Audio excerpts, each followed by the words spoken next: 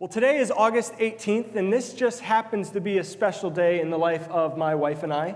It is our 12-year anniversary. 12 wonderful, amazing, often infuriating, challenging years. Years filled with love, years filled with adventure. We've added 3 children in the last 12 years. We've moved cross-country in the last 12 years. But one thing they don't often tell you on your wedding day is that marriage is not easy. You're so focused on what is exciting and good, and for me, standing there watching those doors fling open and the most beautiful woman in the world getting ready to walk down the aisle, it's an amazing experience. But the truth is that marriage is not always easy. In fact, sometimes marriage is downright hard. Sometimes you're going to have to choose to love when you don't feel like loving. You see, in marriage, love is not enough. Sometimes you have to commit to endure even when it feels like you would much rather give up. But the good thing is that we celebrate these anniversaries, and the truth is that an anniversary is a great opportunity every single year to recommit yourself to your spouse. To sit across a table in a restaurant, to look her in the eyes and say, I still do after all these years. And her to look back at me and say, But you see, marriage is not a set it and forget it type relationship. It's not a I do 12 years ago, and automatically 12 years later, we're still going to be just as in love and just as committed to ourselves as we were 12 years ago. It takes work. It takes a sense of recommitting yourself day by day, year after year. Otherwise, chances are it will fall apart. Now, when we look at the Bible, when we look at God's relationship to his people, the number one metaphor used to describe that relationship is that of marriage. God being the groom and his people being the bride. And the idea is that year after year, we would recommit ourselves to God. Now, God doesn't need to recommit himself to us. God is unchanging and perfect, and he will always be there for us, and he will never forsake us, never leave us. But for us, it is appropriate that year after year, we would recommit ourselves to God. And in the Bible, particularly in Nehemiah, we find this, a group of people, the people in Jerusalem, the Jews, who are in this recommitting themselves to God. You see, back in the book of Deuteronomy, there was a command of the people that they would get around the Word of God every single year, and they would read it as a whole assembly, and it would take hours and sometimes days to get through it all. And at the end, those people would say, yes, we still do commit ourselves to worshiping God and worshiping God alone, and to fulfilling our commitments to him. But we know that they didn't do that. And in fact, they, in a sense, would often just kind of think, well, we're God's people. He has to forgive us. He has to be there for us. He has to rescue us. So we're just going to take him for granted. But we see that didn't work out very well for them. And after hundreds of years of failure on their part to constantly recommit and restore their commitment to their God, they found themselves dispersed, sent out into exile. And the reality is God didn't turn his back on them. What God did was he simply said, you want to go away from me?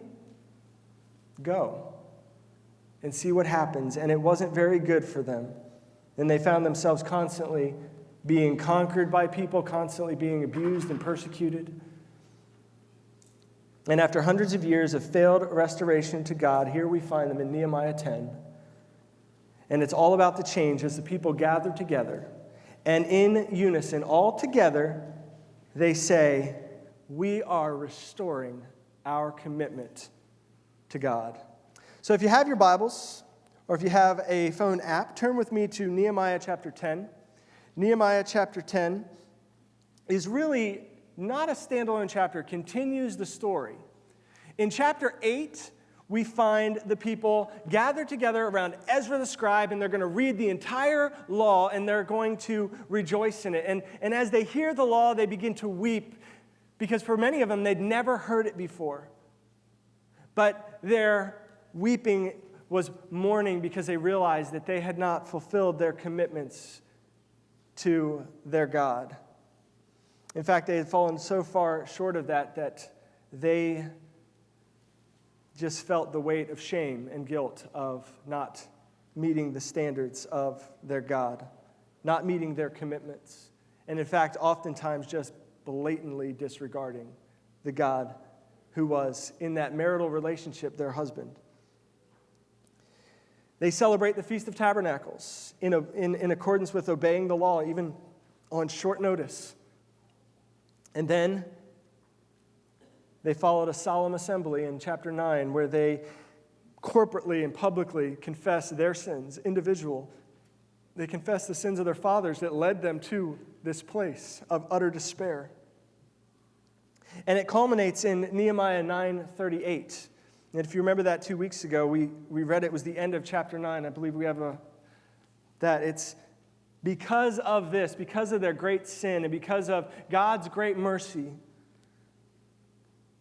because of all of this, we make a firm covenant in writing on the sealed document are the names of our princes, our Levites, and our priests. In Nehemiah 10, 1 through 25 is this list of names. And a lot of times we can just go, and many people, they go through these names and they want to find out who these people are, who is in the line of the Messiah, or who is in the line of the priests, and they want to focus on that. But the point of the names are that this was not just a willy-nilly thing, but these people were signing on the dotted line that, yes, we will commit to our God. We will restore that commitment from this day forward. It wasn't an individual thing. Everyone was called to join in with this and to restore that commitment, not just as individuals, but as a nation, as a whole nation. And starting in verse 28 through the end of the chapter, that's exactly what happens. So let's read verse 28 through the end. And the rest of the people, the priests, the Levites, the gatekeepers, the singers, the temple servants, and all who had separated themselves from the peoples of the land to the law of God, their wives, their sons, their daughters, all who have knowledge and understanding, join with their brothers, their nobles, and enter into a curse and an oath to walk in God's law that was given by Moses, the servant of God, and to observe and do all the commandments of the Lord, our Lord, and his rules and his statutes. We will not give our daughters to the peoples of the land or take their daughters for our sons. And if the peoples of the land bring in goods or any grain on the Sabbath day to sell, we will not buy from them, or on the Sabbath, or on any holy day. We will forego the crops of the 7th year and the exaction of every debt. We also take on ourselves the obligation to give yearly 1/3 part of a shekel for the service of the house of God, for the showbread, the regular grain offering, the regular burnt offering, the Sabbaths, the new moons, the appointed feasts, the holy things, and the sin offerings to make atonement for Israel and for all the work of the house of our God. We, the priests, the Levites, and the people, have likewise cast lots for the wood offering to bring it into the house of God according to our fathers' houses, at times appointed, year by year, to burn on the altar of the Lord our God, as it is written in the law. We obligate ourselves to bring the firstfruits of our ground and the firstfruits of all the fruit of every tree year by year to the house of the Lord. Also to bring the house of our God to the priests who will minister in the house of our God, the firstborn of our sons and of our cattle, as it is written in the law, and the firstborn of our herds and of our flocks, and to bring the first of our dough and our contributions, the fruit of every tree, the wine and the oil, the priests in the chambers of the house of God, and to bring to the Levites the tithes from the ground, for it is the Levites who collect the tithes in all our towns where we labor. And the priests, the son of Aaron, shall be with the Levites when the Levites receive the tithes. And the Levites shall bring up the tithe of the tithes to the house of our God, to the chambers of the storehouses for the people of Israel. And the sons of Levi shall bring the contribution of grain, wine, and oil to the chambers, where the vessels of the sanctuary are, as well as the priests who minister and the gatekeepers and the singers, we will not neglect the house of our God. Such a beautiful picture of people coming humbly before God to say, yes, we will do what the law says. And really, what we can get from this is, and many times we don't have a temple that we can bring grain offerings. Many of us don't work in fields. So we're not going to bring our fruit. Though, as I know, many of you have gardens, and a lot of times you will bring it to the church office, and we will eat it. But many of us, the principle still stands that we will bring our offerings and our gifts and our tithes to the house of God, that we will not neglect the worship. But the main idea that we need to understand, really the big idea that we get from this, is that we need to regularly recommit ourselves to God. We need to regularly sit down and read His Word and understand what it is that God expects of us so that we can do those things, so that we can recommit our lives to God. We can live for God. It's interesting that when you read this, it's pretty obvious that they didn't mention everything. And maybe these 3 things that they did mention in this chapter are maybe symbolic of the entire law. But I think these are specifically things that the people of Israel really, really struggled with. The 3 things are that they will not intermarry with unbelievers. They will observe the Sabbath and keep it holy, and they will observe the sabbatical year every 7 years and not farm their crops. And they will not neglect the house and the worship of God. Now, one of the things that's immediately apparent here is that this is not an individual thing. This is not something that each individual person can do. You see, our first point is that God's law is a family commitment. God's law is a family commitment in that it's a part of a family. Now, we all know there are a variety of types of family. You have your biological family that you're related to, husbands and wives, children, grandchildren, cousins, and you recognize how important that family unit is, but there's also the idea of being family in the family of God, and that's the family that we're talking about here.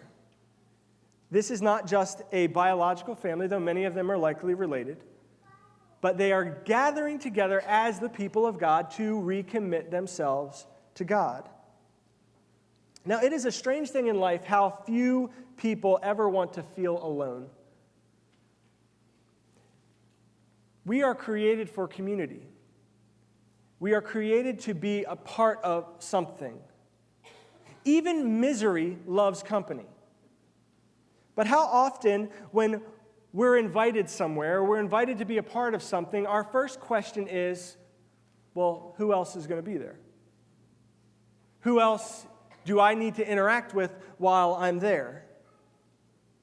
We are, in a sense, somewhat afraid of commitment, not because we're afraid of commitment, but because perhaps we're afraid of being alone in that commitment. We're afraid of, in a sense, being weird and bored and alone, even in the presence of other people. So most of us would rather be bored and alone at home in front of our television, binge-watching Netflix. So in order for us to get away from that and be a part of a group of other people in another commitment, those other people better be worth it. And when we come to Nehemiah 10, we should immediately be struck by the word we. There's several times in this chapter where you see we. We join in. We obligate ourselves. We also take on ourselves the obligation. Why is this important? I think it's particularly in our hyper-individualistic world around us, where everybody feels like everything is so personal and private. And we have made our faith in God and our religion a private matter that is to, in a sense, be kept to yourself. But that's never the way that it was ever supposed to be, because religion and church and your faith in God is never private. In marriage, it strikes me that "we" is one of those words that we have to learn over time. When you first join in with your new spouse, it's so difficult. And one of the reasons why that first year is said to be so difficult is that you really need to get away from the word "me" and transition to the word "we." No longer can you do all of the things that you did as a single person. For me, no longer could I do whatever I wanted or go wherever I wanted. No longer could I buy or spend money on whatever I wanted. And yes, I made that mistake. You see, in marriage, there's another person that you need to involve and you need to consult in your life. Some might say, well, isn't that too controlling? Or you need to check in with your wife? What are you, whipped? No, you're married. And you need to consider the feelings of that other person.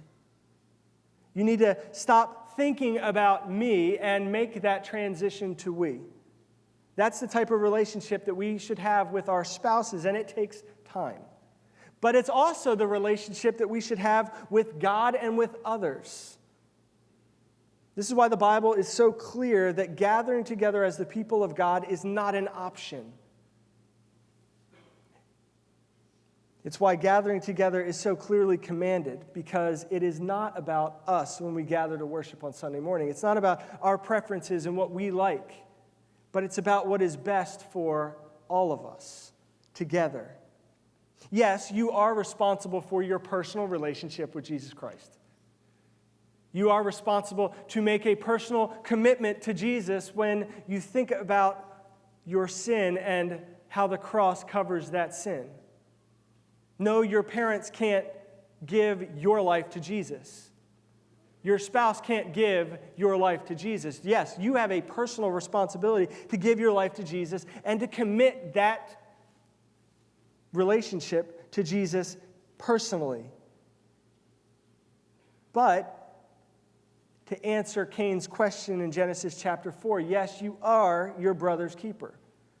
And the covenant that the people of Jerusalem entered into with God is one that is not private, but one that is public. One that is a part of a family. It is a family affair. Now, there are still obligations that we have from a biblical perspective. We are still called to be holy.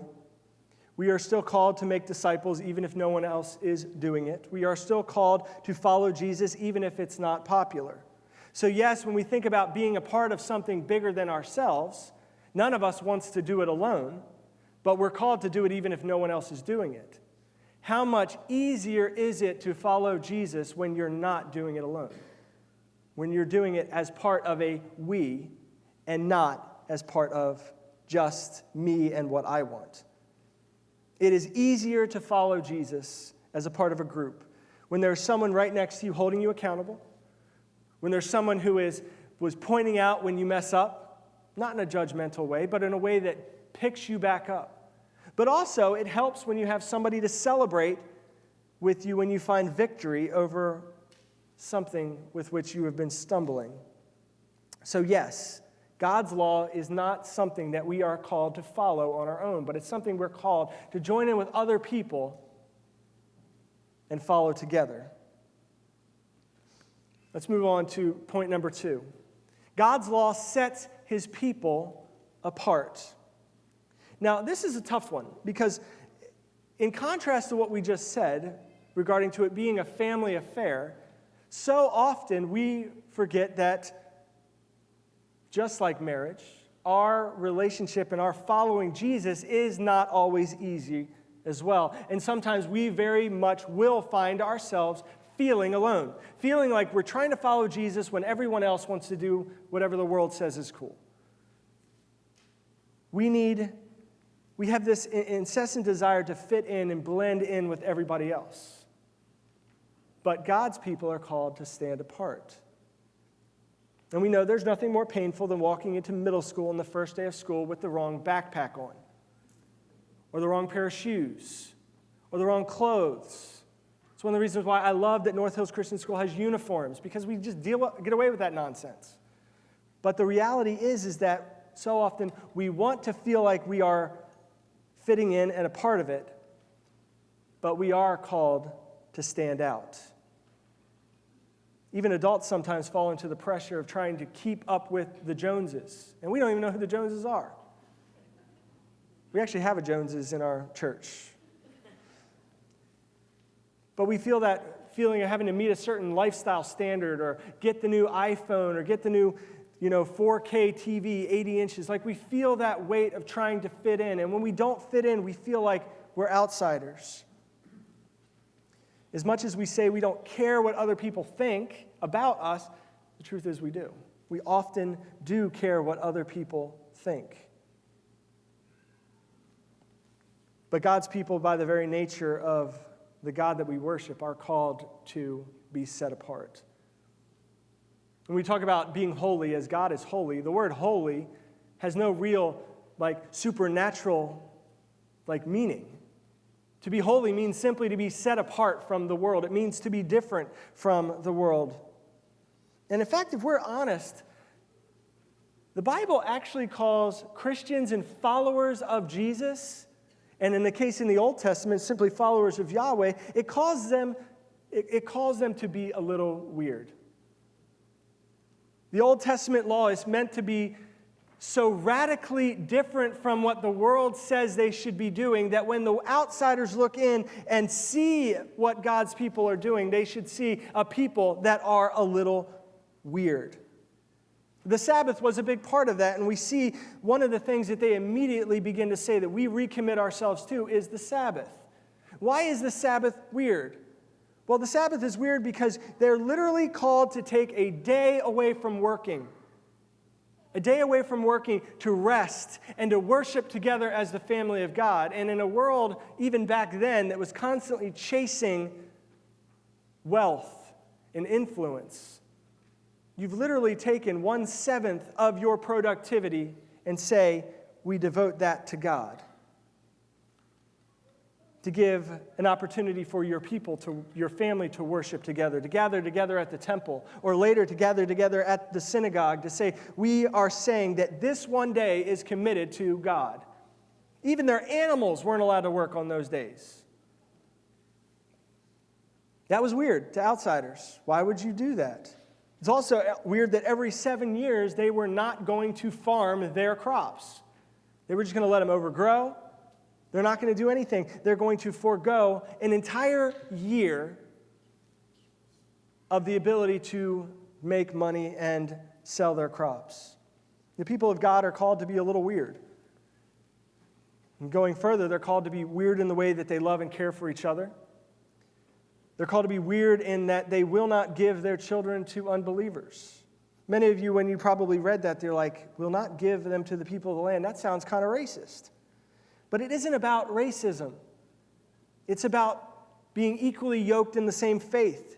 To give their daughters in marriage to pagans was essentially to condemn their daughters to an eternity in hell. Because that daughter would adopt the pagan faith of the people of the land, to worship idols and to sacrifice to those which don't exist because there's only one God. But we do know that throughout ancient Israel, if that family would convert to Judaism and commit themselves to following Yahweh, then there was no ethnicity issue at all. They were free to marry and intermarry with those people because they would be worshiping in the same faith. There was no problem with that. But they were not to give, no matter how much they were attracted to the people of the land, they were not to give their children in marriage to them. They were to be weird in their generosity, in that they constantly were giving and giving and giving to the poor, not exacting interest from the Israelites, settling debts every 7 years, no matter how much it was. They were weird in the way that they guarded the integrity of their family. They were weird in the way that they dressed, not mixing cloths and all that kind of stuff. They were weird in the way that they would eat. They wouldn't just eat anything, but it had to be kosher and holy. They were even weird in the way that they would impose their faith on other people through evangelism and proselytizing. They were called to be a light to the nations. And as Christians, we're called to be, in a sense, just as weird in the way that we do things today. Now, weird is not always a bad thing. Sometimes weird is just a feeling that something has changed for the better. Sometimes we walk into something and we know something has changed. Sometimes it's in our own house. Somebody moves the couch 3 inches and you know it. It's just weird. I had a friend in high school. He had a really rough upbringing, a really rough family. He was always angry and full of hate. He was always getting into fights. And my dad was one of those people that constantly was adopting the neighborhood kids who really didn't have good families at home and invite them over to the house for dinner to spend the night. Not this kid. Even my dad was afraid of him and said, you know what? Don't hang around with him. He's bad news. But he's just full of hate and anger. And I remember probably about 7 or 8 years after high school, I ran into him. And he was weird because he had changed. The first thing I noticed was he had this giant smile on his face. There was a sense of joy in his eyes, and he came up and gave me a hug. It was weird. I was like, whoa, are you going to hit me? No, he just was like, enjoy. You know, we were standing there, and somebody was walking by him and bumped him in the shoulder, and he didn't turn around and punch the guy. He actually said, oh, excuse me. So after a while, I'm like, dude, what happened to you? And I'm sure many of you realize what I'm about to say.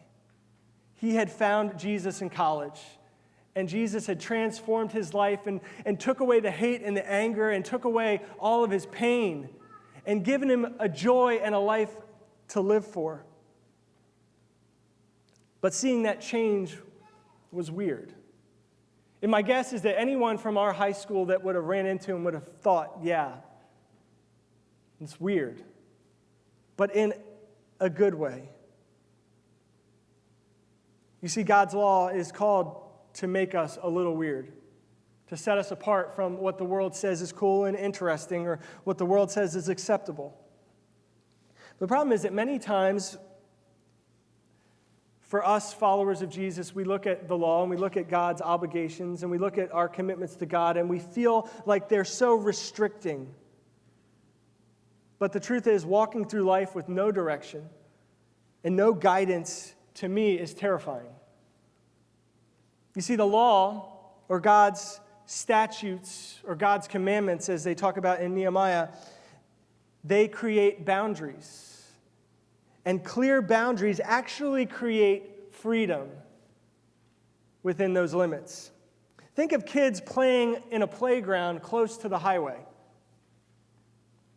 If there's no fence, what you'll see is that those kids will largely stick to the playground.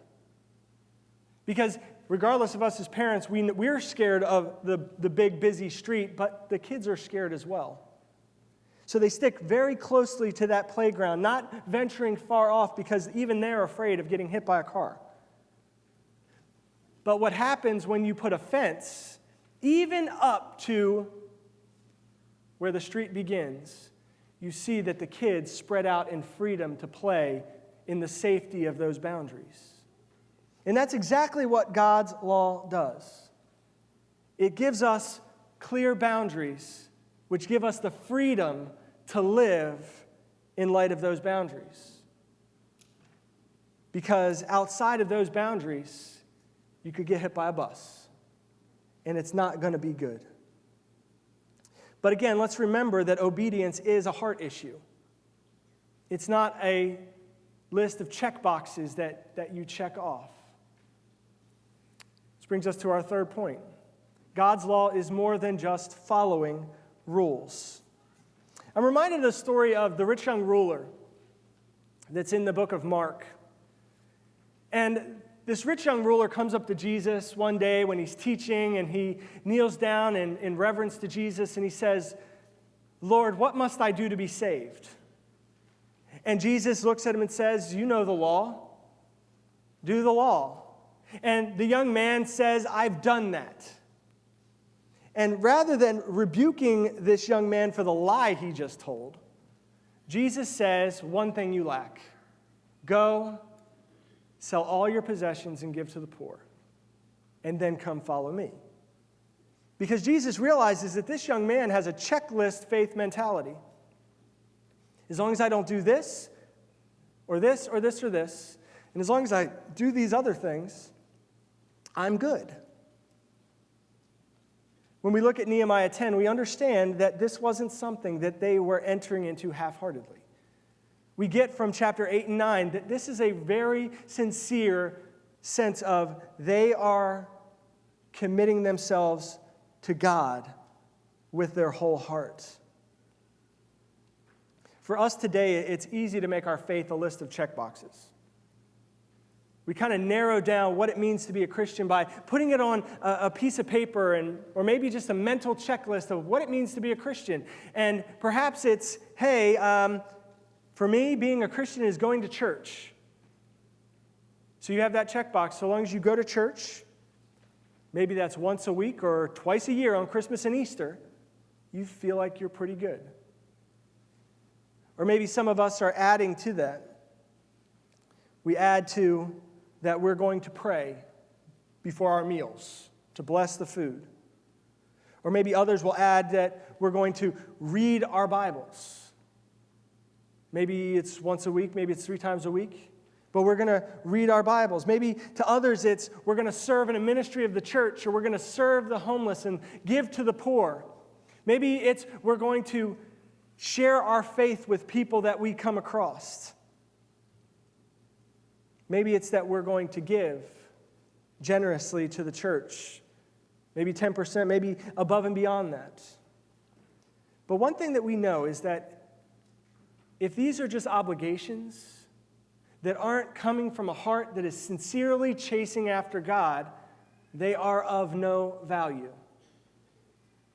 Certainly of no value to you. Now, you might notice in your bulletin that there are actually 2 titles to this sermon. If you were to look at the front of your bulletin cover, you'd see Restore Your Obligations. And if you were to look at the top of your sermon insert, you would see Restore Your Commitments. You're like, well, Pastor James, which is it?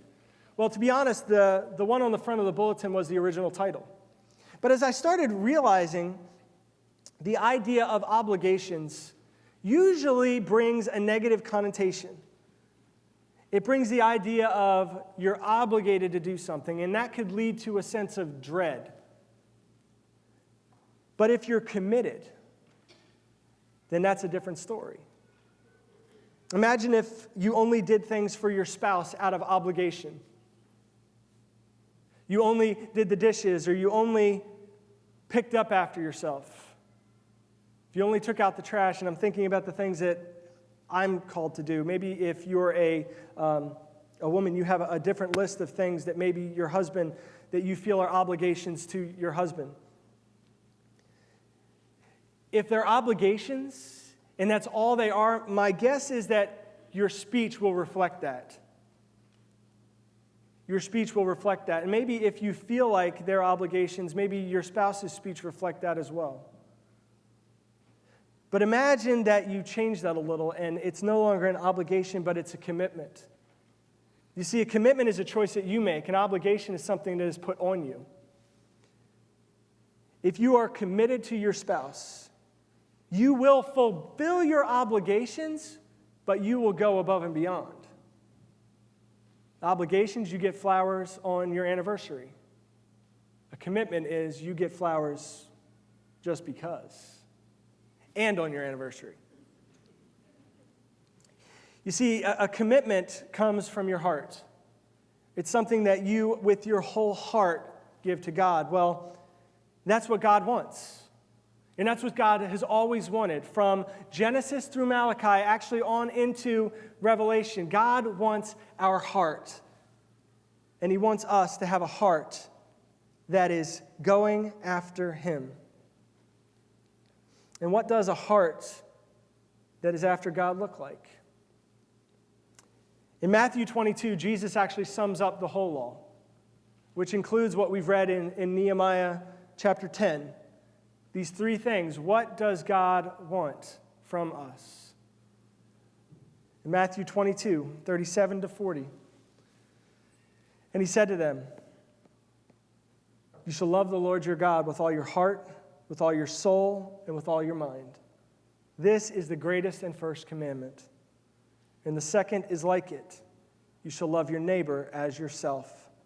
On these two commandments depends the whole law and the prophets." Jesus takes the 10 commands and then the 613 other commands that are in the book of Leviticus and Deuteronomy, and he narrows them down to two. Love God with all your heart, soul, mind, and strength. Love your neighbor as yourself.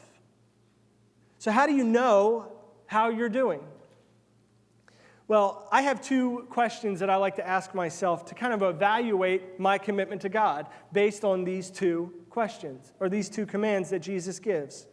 I ask myself, am I finding myself more sincerely drawn to God easily in worship, in His Word, in prayer? And the second is, do I find myself getting less irritated with people, especially those who typically drive me nuts?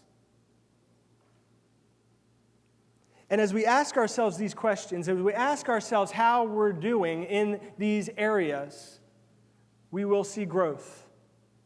Or if we are beginning to feel like we're getting distant from God, or we are getting more irritated with those people that drive us nuts, it gives us an opportunity to stop and recommit ourselves to God.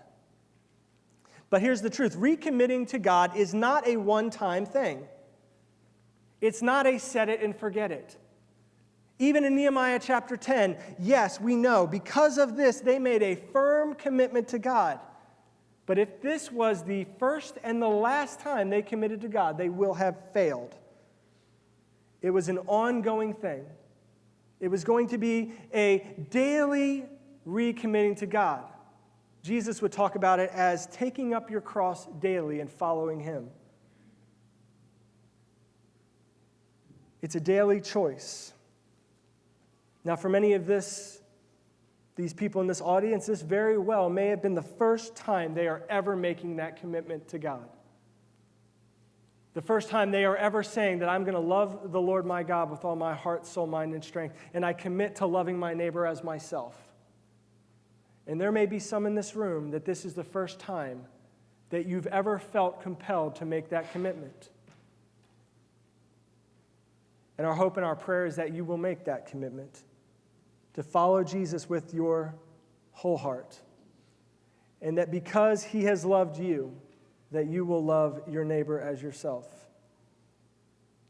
Giving your life to Jesus is the best decision you will ever make. It is one that will give yourself life, purpose, meaning, and it will save your soul from hell. And I know that's something that we don't often talk about. But the truth is, if we're genuine, we're not giving our lives to Jesus because we fear hell. We're giving our lives to Jesus because we want Jesus. For those of us who follow Jesus for any length of time, my hope is that when you prayed that prayer or walked that aisle or made that commitment to follow in baptism, that wasn't the last time that you committed yourself to Jesus, but that you have recommitted yourself day by day, year by year, to follow Jesus. And as we do this, it becomes a daily sacrifice to follow Jesus and do whatever it takes to bring glory to His name. So as we enter into our time of reflection, I want to ask this question. Today, will you recommit your life to God? For all of us in here, and I recognize there may be some that you're ready to commit yourself for the first time, but for all of us, whether or not it's been a day, a year, or decades, will we recommit ourselves to following God, to obeying His commands, and to giving our lives to Him? as Josh plays and as the lights come down, I want us to spend some time reflecting on this thought. Maybe you want to pray, and in an act of action, you want to come forward and kneel here and just pray that you commit your life back to God. Maybe you've strayed. Maybe you have kind of fallen into that mindset of it's just a bunch of check boxes, and you want to say, no, I want to change my obligations to things that I'm choosing to commit to. Today is that day. Today is the day that from this day forward, you are committing yourself to following Jesus. And then tomorrow you'll do the same thing, and then next year you'll do the same thing. But remember, you're not alone as you look around the room and you see that we are all in this together, and that our goal and our purpose is to encourage each other to gather together as the people of God to worship, to encourage each other as the day of Jesus' return draws near. Today, will you recommit yourself to following Jesus? Thank you for watching. We hope this message has encouraged you as you seek to love God, serve others, and change the world. Check us out on our website, and don't forget to subscribe to our YouTube channel in order to receive more updates and resources from North Hills. God bless.